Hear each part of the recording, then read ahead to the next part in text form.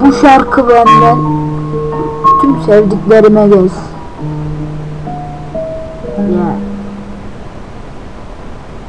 Damla damla aksam sana, doldurur musun kalbini benimle?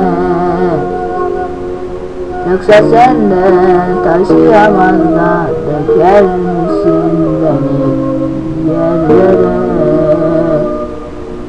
Yağmur olsam yağsam sana, ıslatır mısın kendini benimle? Yoksa sen de dayanamaz da kaçar mısın en kötü yerlere?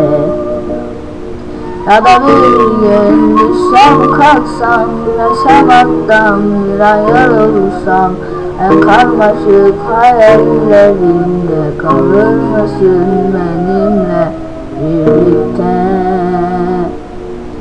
Yoksa sen de dayanamaz da kaçar mısın bambaşka ellere? İyi günümde, kötü günümde, hayatımın her yerinde, aşk denilen bu resimde durur musun benimle birlikte? Yoksa sen de dayanamaz da gider misin bambaşka düşlere? Seviyorum seni de sen, sever misin sen de bilmem. Tutar mısın ellerimden, sana doğru düşersem? Gözümün nurusun da sen,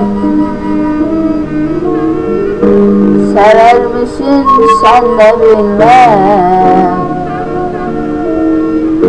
Tutar mısın ellerimden,